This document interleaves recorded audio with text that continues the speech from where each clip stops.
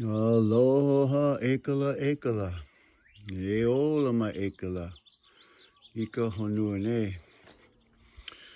Good morning and Aloha Tuesday to my Hawaiian and global lahui, my Lomi La'au lahui. My name is Kavina and I'm going to share with you a couple things this morning. First, let you know it's beautiful to live out in the middle of the Pacific, Hawaii, the Aloha state, the Aloha kingdom, I should say, is alive and well. I know that we put the breath of life and that into the love of life in front of almost everything. We do kapu aloha, which means that we commit to that as our way of life.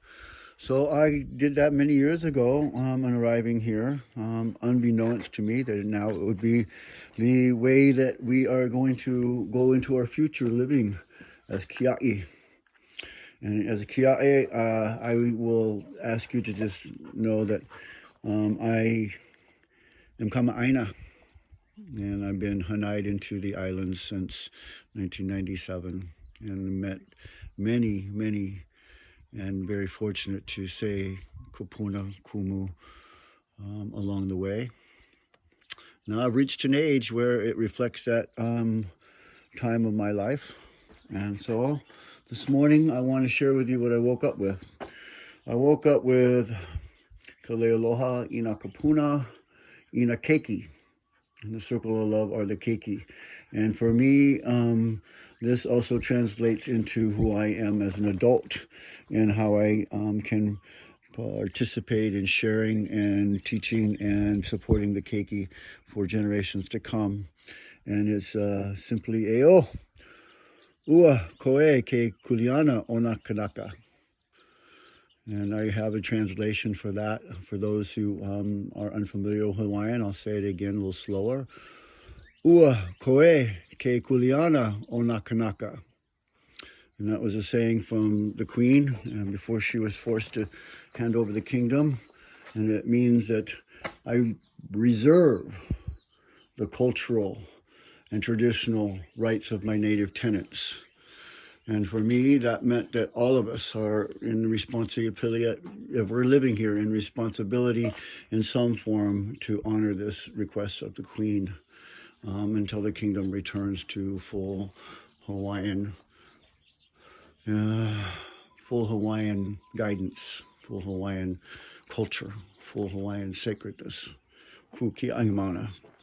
So for me today, I'm reaching out to the Hawaii Lahui to let you know that long time ago when I was given this beautiful craft to learn from the lineage of Auntie Margaret Machado, Nakapuna Kumu Lomi Lomi, Nakapuna Kumu Kupuna Lomi La'au. I got to learn this nearly 20 years ago. I was unaware that this would be the one that I chose to learn and then give freely. I told her back then, something I'll share with you on my Lomi Lomi Boutique page. It's a quote. But for today, I want you to see that there's so many stages that goes into this. First, pule and ole. Ole before we head up to the guava trees, usually mauka, somewhere not too high, very much not too low. It grows best, and this is common guava. So we go stage one. Then stage one, I come over here with my saws, and we shape them into a lomi stick and a lomi foot stick. This is a lomi foot stick. This is going to be really special when it's all done. I'll show you what it looks like. Then we go to stage three, which is coming over here and grabbing the rasp. And with the rasp, we are cleaning up all of the different kinds of things that are along the cuts that we made from these guys. The rasping is stage three. This is something you get to know on this block really well and hold between your legs. And we always go in with the idea that we're being guided.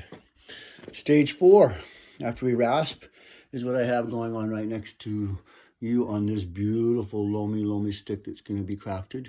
It's a Lomi stick right here. And also on this staff right here. This is my walking staffs. They're strong, help you get out of any predicament you fall on the pohoihoi or au or the aina accidentally. Keiki is with us. He'll help us. Always. And then after this stage, I'm ready for probably going to come over here and drill out the hole for the lepule kolona, the Hawaiian prayer beads that I will make and attach. And just to give you an idea that that's what they look like. So my signature for Lomi La'au from Lomi La'au Boutique comes with lepule kolona. So that's the next one. And then we go to the sanding stage after they've been stripped. This is both a full piece for back, and this is going to be a neck piece. And then I promised you to show you this beautiful foot piece that I'm making. Okay, so that's the next stage. Then after that, we get to go to sanding. Here's my sanding, and what it's going to look like. It will be 3 different stages of standing. Oh, how you doing, Choco? You having fun? Choco says good morning to everybody. Okay, there we go. 3 things of sanding. 3 different things of sanding. We go with this one for the first one, drywall, and that takes most of the remaining little pieces of skin off. And we go to the coarse one, and then we go to the beveled one. This one I get to use and get in all the places that actually end up then having it come out to look like these beautiful ones. This is a back stick, full back stick. You can see the difference between pre-sanding and post-sanding. Oh, and there's a staff. And the last thing I share with you is that everything is sealed with coconut oil. So, now that you see how much of my malama I love to put into these, yeah, that was something she asked me a long time ago. What are you interested in doing this for?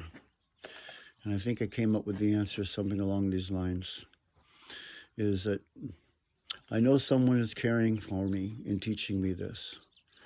I know that in teaching me this is something that when I care for, it'll be what I give forward. For whoever receives it will care for themselves, and the world will be a better place.